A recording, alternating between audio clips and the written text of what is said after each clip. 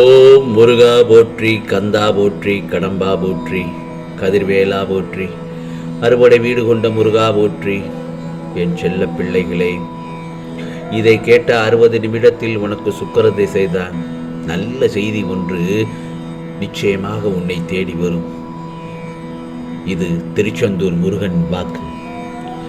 இந்த நல்லதொரு காலை பொழுதில் உனக்கு ஒரு விஷயத்தை சொல்கிறேன், கேள். இந்த முருகப்பெருமான், நான் உன்னுடன் எங்கும் எப்போதும் இருக்கிறேன் அல்லவா?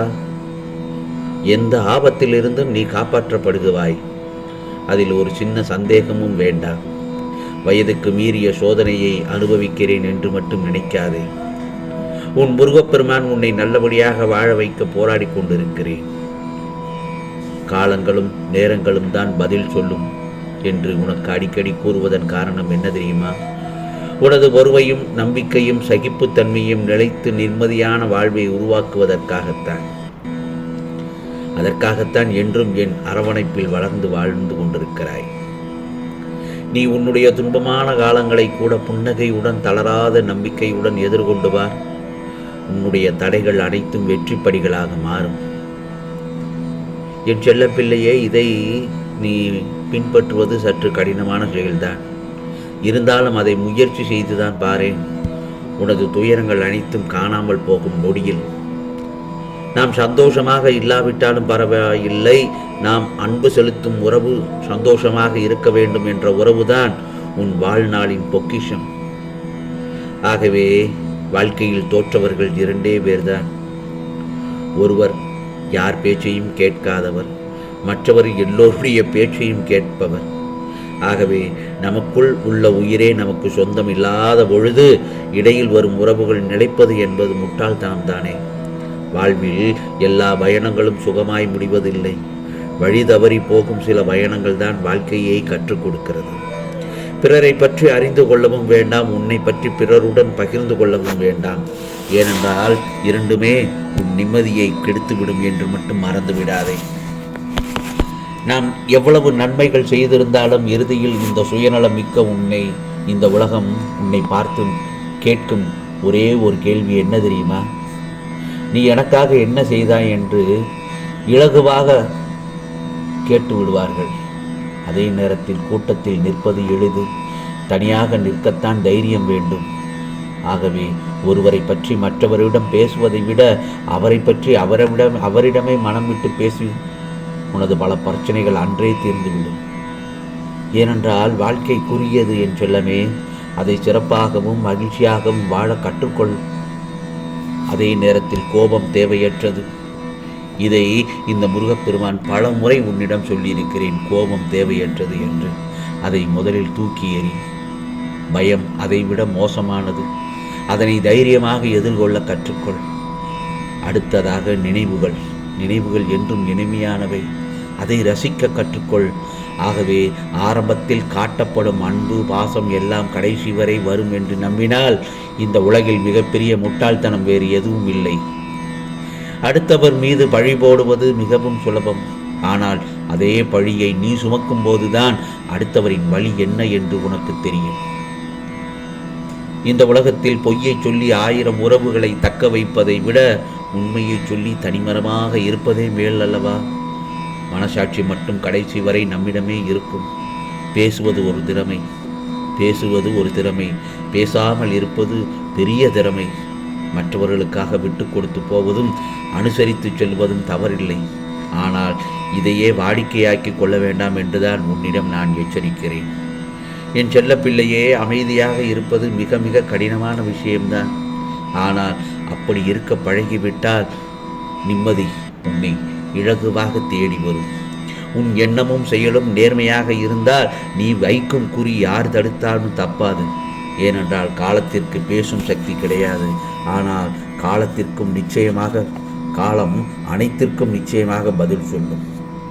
நடந்ததை எண்ணி அழுது கொண்டிருப்பது வாழ்க்கை அல்ல. அதை மறந்து நம்மை அழ வைத்தவர்கள் முன்னால் சிரித்து வாழ்ந்து காட்டுவதே சிறப்பு. ஆகவே வழியில் மிகப்பெரிய வழி என்ன தெரியுமா என் செல்லமே? வழியில் மிகப்பெரிய வழி என்ன தெரியுமா? நம் கூடவே இருந்து சிரித்து பேசி பிறகு நம் முதுகில் குத்தியது மட்டும் இல்லாமல் எதுவுமே தெரியாதது போல் நடித்து கொண்டிருக்கும் போலியான உறவுகளின் நெருக்கம்தான். அவர்களின் உறவு உனக்கு தேவையே இல்லை. முதுகில் குத்துகிறவர்களை அந்த மாதிரியான உறவு உனக்கு தேவையே இல்லை. நம்பி கழுத்தறுப்பவர்களின் உறவும் தேவையில்லை. அதே நேரத்தில் சூழ்நிலை மாறும்போது சிலரது வார்த்தைகள் மாறும், ஏன் பலரது முகங்கள் கூட மாறும். பிறருடைய மனதை கவர்வது நம்முடைய அறிவோ அழகோ அல்ல, நாம் பழகும் விதமும் பிறரை நாம் மதிக்கும் குணத்தில்தான் உள்ளது. என் செல்ல பிள்ளையே, இந்த முருகப்பெருமான் சொல்வது என்ன தெரியுமா? எல்லோருக்கும் நாம் நல்லவர்களாக இருக்க வேண்டிய அவசியமே இல்லை. நமக்கு நல்லவர்களாக இருப்பவர்களுக்கு மட்டும் நாம் நல்லவர்களாக இருந்தால் போதும். உன் நேசம் புரியாதவர்களுக்கு உன்னுடைய குறைகள் மட்டும்தான் அவர் கண்களுக்கு முதலில் தெரியும். அதே நேரத்தில் உன்னை நேசிப்பவர்களுக்கு அவர்கள் கண் முன்னால் உன்னுடைய நிறைகள் மட்டுமே தெரியும். வாழ்க்கையை பற்றி அதிகமாக யோசித்து கவலைப்படுவதை நிறுத்திவிடு. இதைத்தான் நான் பலமுறை உன்னிடம் கூறியிருக்கிறேன். உன்னை வெறுப்பவர்களை நினைத்து கவலைப்படாதே. உன்னை வெறுப்பவர்களை நினைத்து கவலை கொள்ளாதே. அவர்களுக்கு உன் அன்பை பெற தகுதியில்லை என நினைத்துக்கொள். ஆகவே நிமிர்ந்து நிற்பதெல்லாம் பலம் என்றும் வளைந்து கொடுப்பதெல்லாம் பலகீனம் என்றும் முடிவு எடுத்து விடக்கூடாது. நிமிர்ந்து நிற்கும் வேலையை விட வளைந்து கொடுக்கும் வில் அம்பு அதிக தூரம் பாயும். மனநிலைக்கு ஏற்றார் போல பேசிவிடாதே. ஏனென்றால் மனநிலை மாறலாம், ஆனால் பேசிய கடுஞ்சொற்களான வார்த்தைகள் ஒருபோதும் மாறாது. எங்கு சென்றாலும் உன்னை பற்றி குறை கூறவே சிலர் காத்து கொண்டிருக்கும் உலகம் இது. உன்னை பற்றி குறை கூற அவர்கள் உத்தமர்களும் இல்லை, கூறியதை நினைத்து கோபப்பட நீ கோழையும் இல்லை. மீதம் எவ்வளவு உள்ளது என்பது தெரியாமலேயே நாம் செலவு செய்வதுதான் இந்த காலம். உன் கைரேகையை பார்த்து உன் எதிர்காலத்தை நீ நிர்ணயித்து விடாத. ஏனென்றால் கைகளே இல்லாதவனுக்கு கூட நல்ல எதிர்காலம் உண்டு என்பதை மறந்து விடாதே.